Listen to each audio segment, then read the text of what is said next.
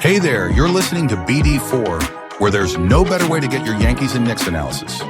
Yanks every series, Knicks every game, and MMA on occasion. Here's your host, RJ Carbone.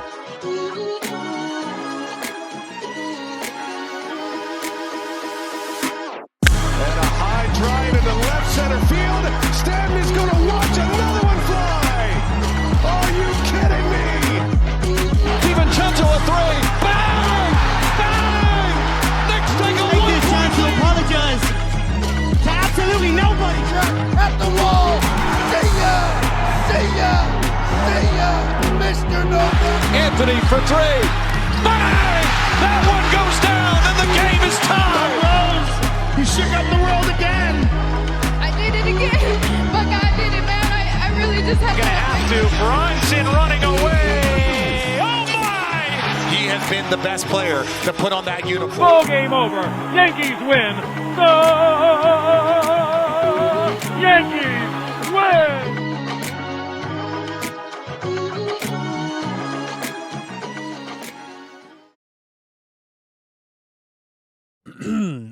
All right. Well, it is, what's the date? January 23rd, Thursday. And the Yanks still haven't done much. We're not going to rant like we did last episode in this episode.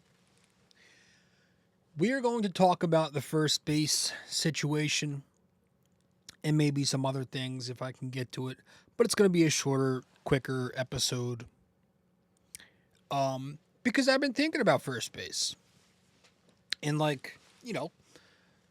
obviously with Anthony Rizzo gone, the Yankees went out and they acquired Paul Goldschmidt, who is a free agent. They signed him to a 1-year deal at, I think, $12 million. So, initially, I made an episode about that. Very disappointed, and still am.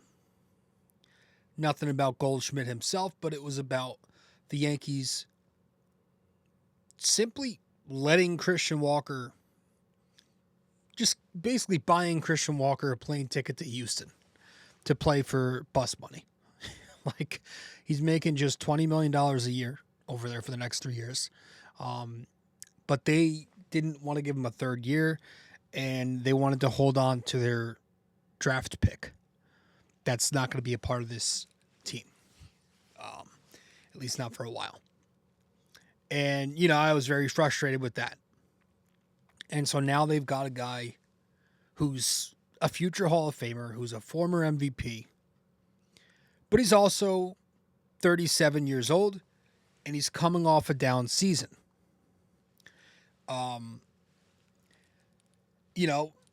If Paul Goldschmidt can go out there next season for the Yankees and be similar, maybe a little bit better than what he was last year, that's a win, given what he's making for them. If he can go out there and be better than Anthony Rizzo, which I think everybody can agree he will be, that's a win. Again, I was frustrated not with the fact that I didn't think he wasn't worth the contract. It had nothing to do with, he's only making $12 million. It had nothing to do with Rizzo was so bad. This is an upgrade. There was more out there. And, I spent some time thinking recently, and, I'm wondering if the Yankees aren't totally, given how old he is and how he is on the decline, and that how he's not very good against right-handed pitching anymore, and he's still hitting lefties. Paul Goldschmidt, over the course of his career, is a .323 hitter with a 10.09 OPS against lefties. And last year, still, .295 average, 839 OPS versus left-handed pitching. So I do wonder if they're going to try to preserve him a little bit and take it easy with him, because if they want his bat for the postseason, which he is a good postseason bat, And maybe you see some kind of platoon between Paul Goldschmidt and Ben Rice. And so that's what we're going to dive into in this episode for a few minutes. Now, Ben Rice, obviously Yankees fans know him from last year. He came into the Yankees as an unranked prospect, so he's not really anything that's supposed to be crazy elite. He could easily amount to nothing, to be blunt. But he did make a lot of noise last year where he raked in Somerset. He raked in Scranton Wilkes-Barre. He's got a career 935 OPS in over 1,000 plate appearances in the minor leagues. Last year, he posted an 894 OPS with the Patriots and a 1088 OPS with the Rail Riders, which gave him a 968 OPS across 356 minor league plate appearances last season. So with that red-hot tear he was on, and the Yankees dealing with injuries and underperformance from Anthony Rizzo and LeMahieu, etc., they gave Ben Rice a shot. And last season, across 178 plate appearances, Ben Rice finished with a 171 batting average, 613 OPS, and a 72 OPS plus. Now, he started out, if you can remember, red hot. In his first 17 major league games, Ben Rice slashed 294, 383 OBP, 588 slug, 972 OPS.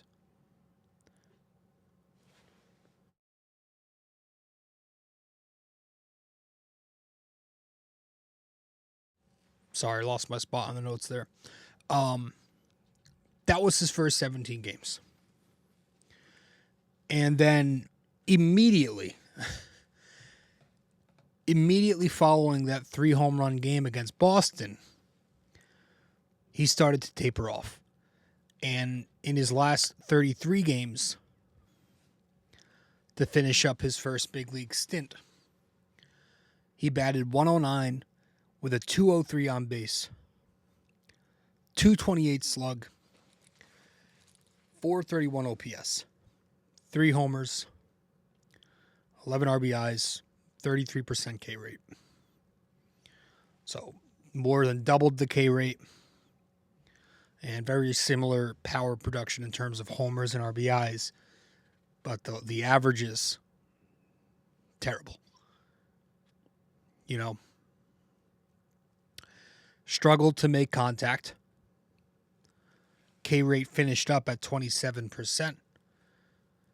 Some of the contact peripherals, like his whiff rate, his square up percentages, his bat speed. He's more about bat control anyway.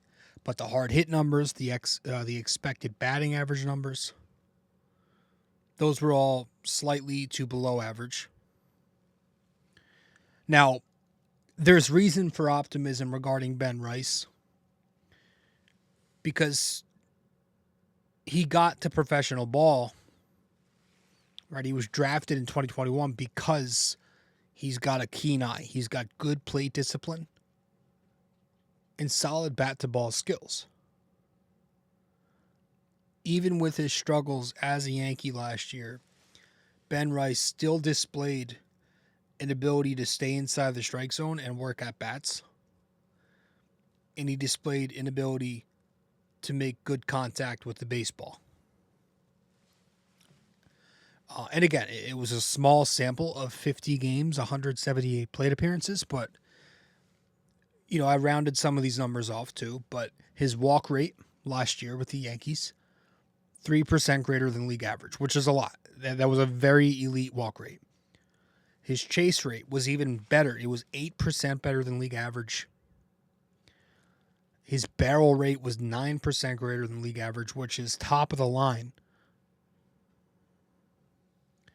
His exit velo was 2 miles an hour better than league average. That was solid. His expected slugging,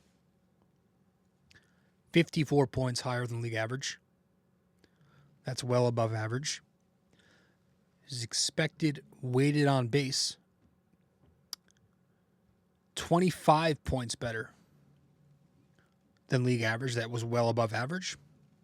His launch angle sweet spot, 2% better than league average. That's considered slightly above average. And his launch angle was 5.4 degrees higher than league average. So it's a good lefty swing for the Yankees, for that short porch, for that 314. Now, I'm still pretty skeptical about Ben Rice as the everyday long-term first baseman in the future. I need to see him cut down the strikeouts and the swinging and missing. I need to see him develop better consistency versus off-speed and breaking pitches. And, like most young players, he's bound to struggle against breaking balls and off-speed pitches. 206 slug with a 33% whiff rate estimated versus off-speed and breaking last year. But I think there's room for him to be a solid platoon bat in the future. And maybe this year. Because he can hit the fastball. And he can hit right-handed pitching pretty decently. Versus the fastball last year, Ben Rice slugged .464 with a 21% whiff rate. He hit very well, especially against four-seamers and cutters. And against right-handed pitching, over the course of his career, he handles righties pretty well. In the minors, across 4 seasons down low, his OPS ranged from anywhere as low as 774 to as high as 1160 against righties. And against lefties, he had some struggles in the minors, where his OPS ranged from as low as 417 to as high as 784, which was last season. Now, when he got called up to the big leagues, he struggled against both righties and lefties. But he did have a .403 slugging percentage against right-handed starters. So, is he a guy that you start a game with and you go to somebody else once the bullpen comes in? Is he just a platoon type straight up? I think like a potential ceiling here is like a league average bat with some power. 730 OPS guy, 15, maybe 20 home run pop. That's probably my ceiling for Ben Rice. As far as the upcoming season, there aren't really any projections for him. Like there's a 5-game sample on Fangraphs where if you average that out to a 162 game pace for shits and giggles, we'll do that. It's a 741 OPS, 111 WRC plus, 32 bombs, 97 RBIs. Now, obviously, that's assuming Rice maintains that pace, which he's not that good. And he won't get that much playing time. But, maybe Goldy teaches him some things and kind of puts him under leadership and, like Anthony Rizzo. I also do wonder, like, if Goldy and his $12 million doesn't work out, the Yankees could easily, if Rice shows them enough, like they tend to like him. It seems like the Yankees like him a lot. Or like with Jose Trevino now gone, and I don't think this Alex Jackson guy is anything. Is Rice going to be the backup catcher? Obviously, he's not great defensively as a catcher. And I don't know if you want 2 lefty bats at catcher. I think he's a fine first baseman. He's athletic out there. He did well down below. Last season, he graded it out as pretty average. -1 outs above average, 2 errors. His fielding run value was -1. But I think he's an option to platoon this year with Paul Goldschmidt. I think the Yankees are going to feel it out. They're going to see what he looks like in camp and maybe give Ben Rice a longer stint if he shows enough to become a part of the team this year. Because he started out hot and he was doing so well for them that they even started leading him off. They put him in the leadoff position for a while. I think he had his best OPS in the one spot. Which, speaking of leadoff, that's going to be an interesting thing. And I want to talk a little bit about who is going to lead off for the Yankees in the second half of the show here when we return from break. So stay with us. We'll be back in a few minutes.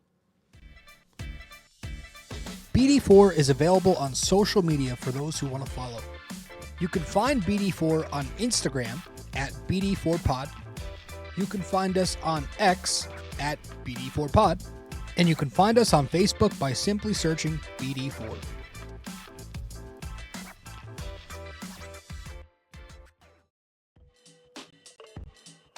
Hey guys, just a quick reminder, this podcast is also available in video format on YouTube. So be sure to go over to the YouTube channel, BD4, subscribe, like the videos, comment and tell me how much I suck or maybe how much you like the video. We'd very much appreciate it.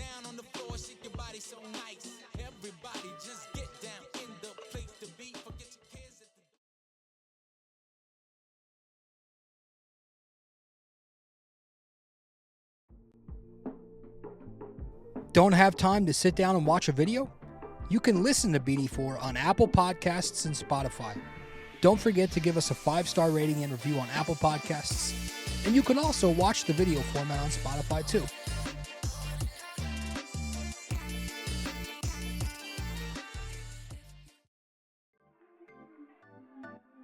If you feel like supporting the podcast, you can Venmo at Robert-Carbone-JR-28. We really appreciate your support.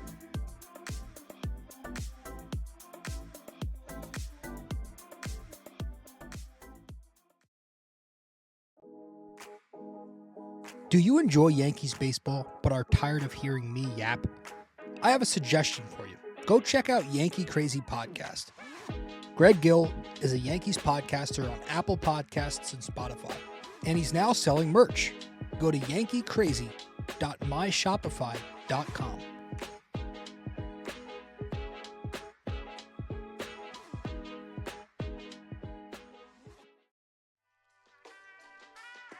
Stay connected with us. Visit BD4blog.com to explore our blog, tune into our latest podcasts, and follow us on social media. Thank you for being a part of this community.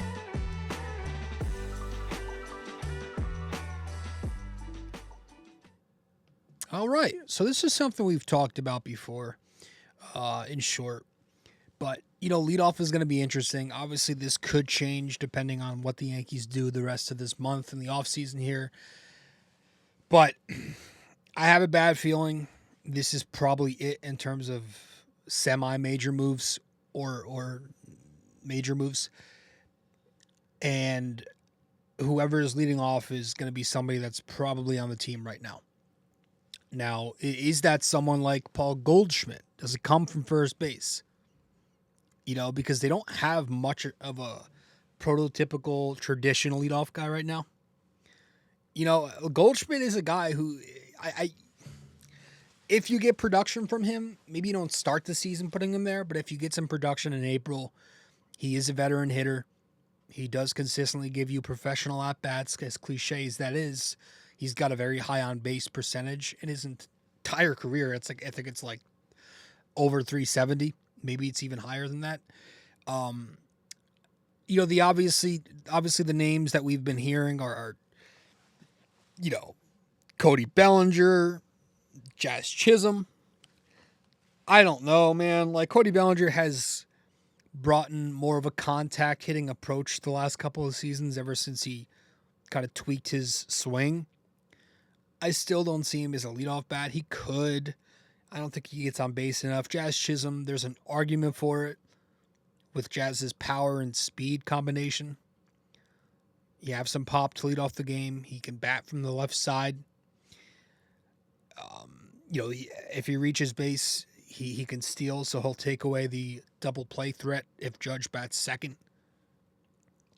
But I guess that's part of the argument against it, is you don't want him stealing in front of Judge. He doesn't have the greatest approach for me to put someone like Chisholm at leadoff. He's a very free swinger. He swings and misses a lot. I can see that getting very frustrating to watch. Is it one of the younger players? Do they dare go back and try to do it again with Volpe? Do they try to do it with Dominguez? Both of them have athleticism. Dominguez has power, a great eye, and he's a switch bat. But again, it's a lot of pressure. You see what keeps happening every time they try to do that with Volpe. He doesn't hit well. He presses. His approach isn't consistent enough yet to where I think you can put him there.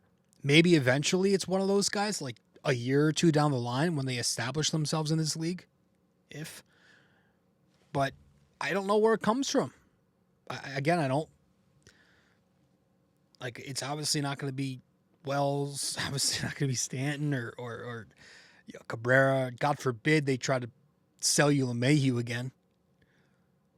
I have a problem with them even mentioning his name on the roster. But losing Torres sucks. It takes away that leadoff presence. Helps you defensively. I was fine with moving on because I think they needed to tweak their infield and add more glove. But, Torres and Soto, two guys who worked at bats consistently. Where's the on-base percentage coming in this lineup? It's your high on-base guy is Aaron Judge. And that's where we get to a point where I'm like, I'll give a hot take here. If I don't know if that's going to happen, but they've tinkered with it before. I don't know if it was in spring training one of these years or if it was during the regular season a couple of times, but if number 99 was leading off for the Yankees this opening day, I'm not throwing a fit. I kind of talked myself into it the other day when I was talking with my brother. We were having this exact conversation. Kind of makes the most sense out of all the guys on the roster. You'll get him the most at-bats. He's consistently on base 40% of the time or more. I mean, you're starting off the game with a solo home run. It could work. But you're kind of weakening, the other guys now. They're going to pitch around Judge. Bottom line, you're going to need some other guys to step up this year, and it's just a little low floor, high ceiling type of structure to it. Is leadoff going to be a platoon? Volpe, Jazz, lefty, righty? I don't know. And maybe they go out and they get somebody. Maybe they throw their money at an Alex Bregman, or they make a move for Correa to get him to take that contract from Minnesota. I don't know. Maybe they do shock the world and trade for Brendan Donovan if that situation with him and the Cardinals doesn't pan out well in court. I don't know. Is it Ha-Seong Kim? He's not much of a hitter. He's a glove. Nico Horner would be an ideal leadoff bat. That's a lot of money. That would put them over. Do you revisit a Cubs deal? I don't know. Folks, that's it. That's all. Just a quick episode. Wanted to talk Ben Rice. Talked a little bit about the leadoff position. And we'll try to get some more Yanks stuff out soon. It's been slow in the news, so I'm trying to produce episodes with anything I can. I just spent 20 minutes talking Ben Rice, so it says a lot. Appreciate you all. See you soon. Well, if you made it this far, that means you listened to or watched the entire episode. Thank you. Just remember to follow, subscribe, download, rate and review, and all that fun stuff to help out the podcast. And I will see you in the next episode of BD4.